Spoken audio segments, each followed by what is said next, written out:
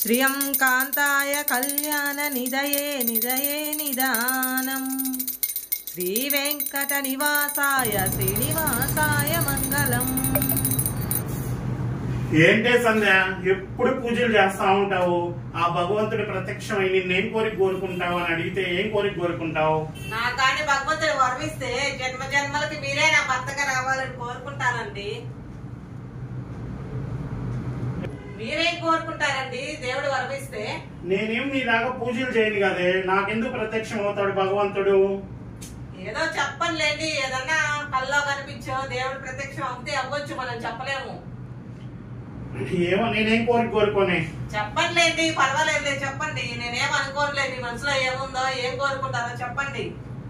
అట్టయితే నువ్వు అడుగుతున్నావు కాబట్టి చెప్తున్నా. నేను 10వ తరగతి నేను చదివేటప్పుడు సువర్ణ అనే ఒక అమ్మాయి ఉండింది. ఆ అమ్మాయిని నేను లవ్ చేశాను. ఆ అమ్మాయిని నెక్స్ట్ జన్మలైనా నాకు ఇచ్చి పెళ్లి చేయమని దేవుణ్ణి కోరుకుంటాను. ఏంటి మీరే జన్మ జన్మలకి మీరే నా భర్తగా రావాలని దేవుని నేను కోరుకుంటే, మీరు ఎప్పుడో 10th క్లాస్ చదివిన అమ్మాయి నీకు భార్యగా రావాలని కోరుకుంటారా? మీకు అంత ధైర్యంగా నాకు చెప్తున్నారు. అసలు మీరు రండి, మీ పని చెప్తా రండి, అసలు రండి చెప్తా మీ పని.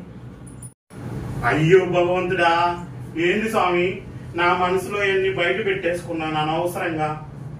ఛీ, ఏమంటే నేను మాట్లాడతా చెప్తారా? ఏంటి అది? మీ లైఫ్ లో మర్చిపోలేని వ్యక్తి ఎవరన్నా ఉన్నారా? ఉన్నారే. ఎవరండి? నాకు విద్య నేర్పించిన గురువు గారు. ఓ, విద్య నేర్పించిన గురువా? అంటే స్కూల్లో టీచరా? కాదే, నాకు పేకాట ఆడము తాగుడు నేర్పించిన గురువు గారు.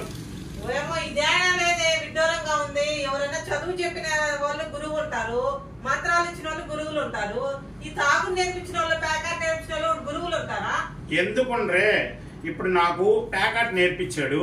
పేకాట ఆడి నేను ఇల్లంతా అమ్ముకున్నాను. అప్పుడు నాకేమర్థమైంది? పేకాట ఆడడం వల్ల ఇల్లు బాగొట్టుకున్నాను అని నేర్చుకున్నా నేను, ఇంకా పేకాట ఆడకూడదని. అదే మందు దాగి ఆరోగ్యం చెడగొట్టుకున్నాను.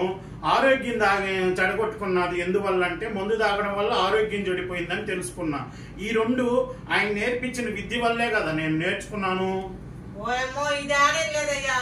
పేకాట నేర్పించిన గురువు, మందు తాపించిన గురువుని ఫోటో తెచ్చి ఇంట్లో ప్రేమ్ కట్టుకొని పూజ చేసుకోండి రోజు. ఆ ఫోటోలు కూడా లేవు. ఫోటోలు ఎవరు కొనుక్కొని వెళ్ళిపోయారంట. ఓమో ఇది ఆడుందమ్మా ఇంటూరమ్మా. నేనే ఎక్కడా వెళ్ళలేదండి. నేను ఇది నాలాగే విద్య నేర్పించిన వాళ్ళు బొచ్చడి మందిని తయారు చేస్తున్నాడు ఆయన, మా గురువు గారు. వాళ్ళందరూ ఫోటో కావాలని చెప్పి ఉన్న ఫోటోని 10,000 చెత్తుకొని వెళ్ళిపోయారంట. వాళ్ళ ఇంటికాడ ఫోటో కూడా లేదు నేను పెట్టుకున్నామంటే. ఏందే ఆకలి అవుతుంది, అన్నం తెమ్మని ఎంతసేపు అయిందే? పోయి లోపలికే చికెన్ వండింది, చికెన్ బొవ్వ తెస్తుందని నేను వెయిట్ చేస్తా ఉన్నా. ఏమే సంధ్య రావే, ఆకలి అవుతుంది. వస్తున్నానండి. ఏంది మీది? ఇదిగో తినండి. ఏందే ఇది? ఈ పచ్చడి చేసావు? చికెన్ ఏదే? చికెన్ తేపో, చికెన్ కూర. ఉదయం కేజీ చికెన్ తెచ్చాను కదా. ఏం లేదండి, మీరు కేజీ చికెన్ తెచ్చారు కదా. అవును, కొంచెం ఉప్పు వేసానండి. ఉప్పు సరిపోయిందా లేదని 2 ముక్కలు తిన్నానండి. సరే 2 ముక్కలు తింటే తిన్నావు, మిగతాది ఉంటది కదా తెచ్చుకోరాపో. మళ్ళీ కారం వేసానండి. కారం సరిపోయిందా లేదని ఇంకో 2 ముక్కలు తిన్నానండి. మళ్ళీ 2 ముక్కలు తిన్నావా? సరే తింటే తిన్నావు పోవే, ఇంకా మిగతా తేపోవే.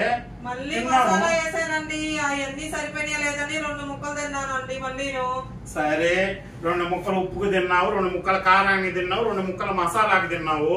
ఇంకా మిగతా అది పట్టుకురాపోవే, నేను తినాలి. ఈ రోజు ఏదో చికెన్ తో బొవ్వ తిన్నావు అనుకోని నేను ఆనందంగా ఉంటే నువ్వేంది ఇది పచ్చడేసేసి తేపో పోయి లోపలికి. ఇంకా 2 ముక్కలు మిగిలినాయండి. ఆ 2 ముక్కలు మీరేం తింటారండి? ఆ 2 ముక్కలు కూడా తినేసి గిన్నె కడిగేసానండి నేను. అబ్బా ఏంటే ఇది? పచ్చడి మెతుకులేసావు. నేను కేజీ చికెన్ తెచ్చి చికెన్ తిన్నామని ఆశతో వస్తే నువ్వేం పచ్చడి మెతుకులు పెట్టావు నాకు. ఏమైంది? ఒక రోజుకి తినలేనా పచ్చడి? చికెన్ 2 ముక్కలు తినేసాను, అయిపోయింది. ఏమైంది ఇప్పుడు? దానికి ఎందుకు అరుచుకుంటున్నావు? ఏం చేద్దాం, చికెన్ తెచ్చుకున్నా కానీ చికెన్ తినలేకపోయా. పచ్చడి మెతుకులు గత అయింది నాకు.